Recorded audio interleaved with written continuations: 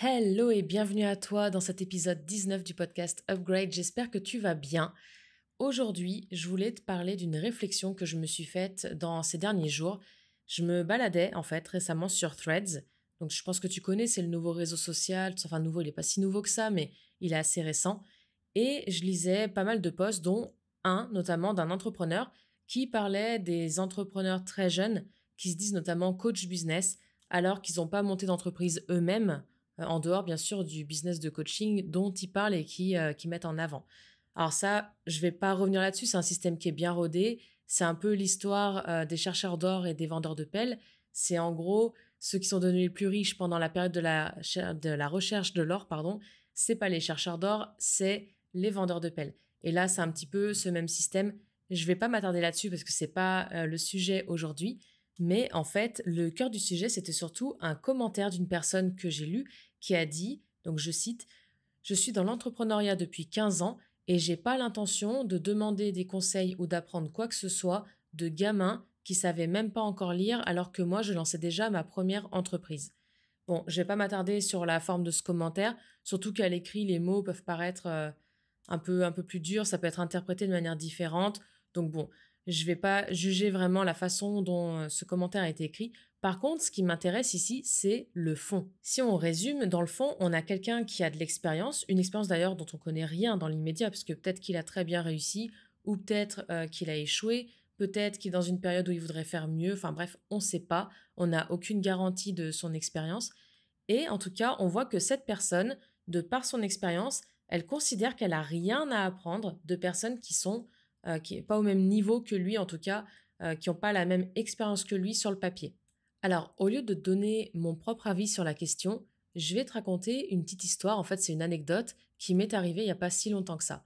Tu le sais peut-être, si tu as déjà écouté les autres épisodes que j'ai postés avant, je fais partie de certains business clubs et notamment un business club qui se trouve à Dubaï et dans lequel on fait pas mal d'événements de networking, dans lequel on peut rencontrer plein d'entrepreneurs du monde entier. Il y a des gens qui habitent à Dubaï, il y a des gens qui voyagent un peu partout et qui viennent juste comme ça de temps en temps. Et on rencontre du coup pas mal de beau monde. Voilà, de personnes qui ont beaucoup d'expérience en tout cas dans l'entrepreneuriat. Il y en a qui débutent aussi, bien sûr. Il y a des personnes qui ont très bien réussi. Alors, la réussite est propre à chacun, bien sûr, mais c'est des personnes qui sont relativement reconnues dans le milieu de l'entrepreneuriat. Il y a des entrepreneurs parmi eux qui font des millions et des millions de CA, parfois aussi de bénéfices d'ailleurs. Enfin bref, c'est vraiment un large panel d'entrepreneurs qui sont très intéressants. Et pourtant, la rencontre que j'ai faite qui m'a le plus chamboulée, c'est des gamins, alors je mets gamins entre guillemets même si tu le vois pas, qui ont 19-20 ans. Donc ces gamins, comme je les appelle, à première vue, tu te dis mais qu'est-ce qu'ils font là? Il y en a un, enfin même de par leur style, tout ça, tu sais pas. Vraiment, tu te dis ils sont égarés, c'est pas possible. Et puis en fait, quand tu leur parles, ils commencent à te raconter ce qu'ils font, ils commencent à te raconter la passion qui les a menés à entreprendre, qui les a menés aussi à être complètement indépendants, parfois même contre l'avis de leurs parents et parfois même avec carrément des bâtons dans les roues de la part de leurs parents.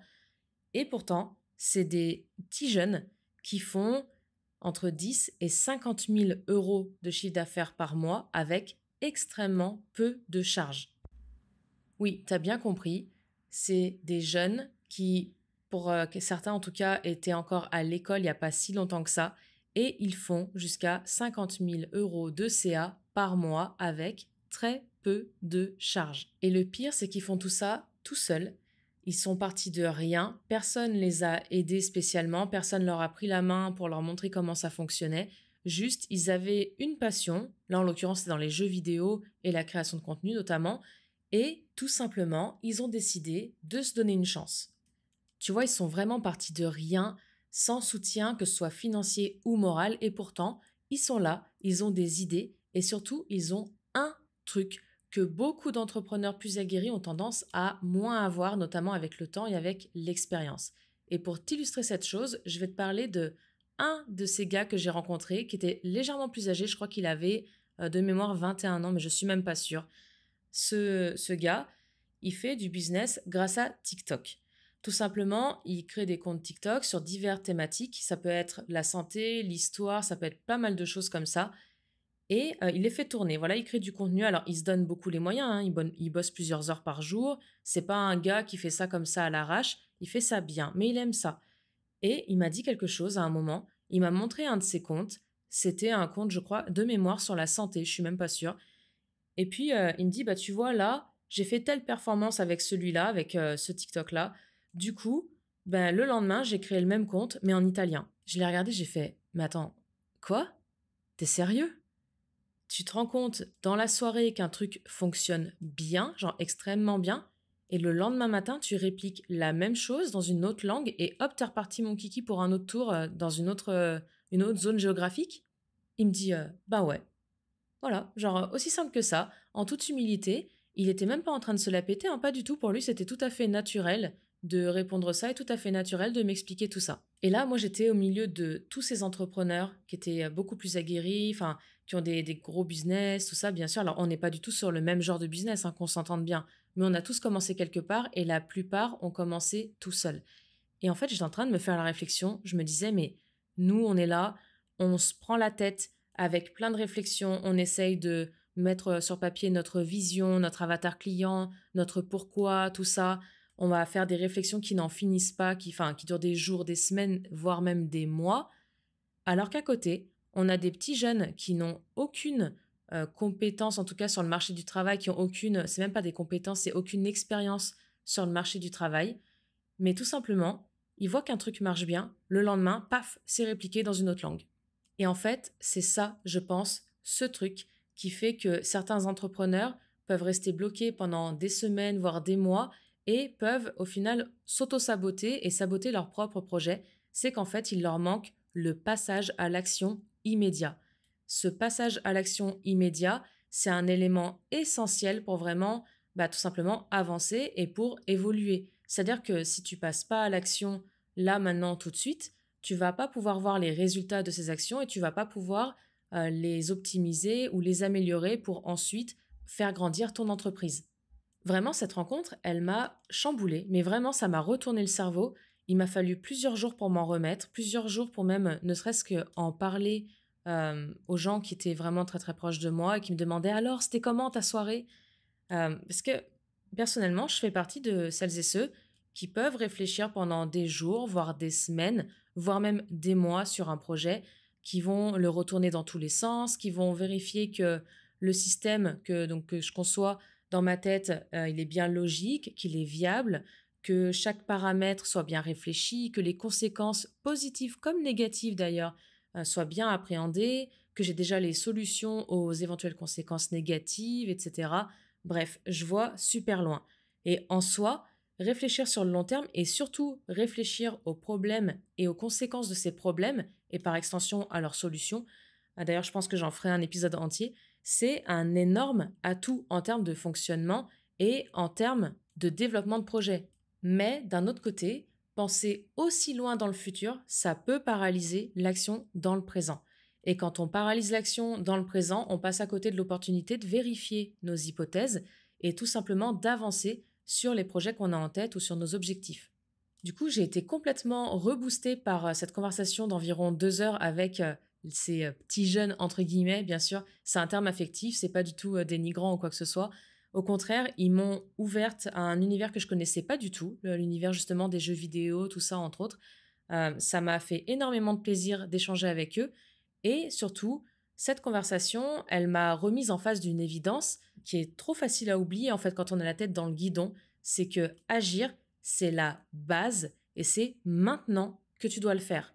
Je vais le répéter quand même, agir, c'est la base et c'est maintenant que tu dois le faire. En fait, tu as déjà la capacité de réfléchir, tu sais que tu sais le faire et tu sais que tu le fais bien. Tu sais déjà trouver des solutions aux problèmes, tu sais que tu as déjà fait ça dans le passé, tu sais que tu as déjà envisagé pas mal de conséquences négatives ou de problèmes qui peuvent arriver et que tu as déjà des solutions dans ta tête. Alors maintenant que tu as envisagé les premières grandes étapes de ton projet à court et à moyen terme, eh bien, agis. Et ensuite, en fonction de ce qui se passera dans un avenir plus ou moins proche, là, tu pourras soit appliquer les solutions auxquelles tu avais déjà pensé avant, soit réfléchir encore un petit peu plus en profondeur sur d'autres solutions aux éventuels problèmes. Mais surtout, ne paralyse pas ton action dans le présent à cause de pensées qui concernent des choses qui ne se sont pas encore produites et qui se produiront même peut-être jamais.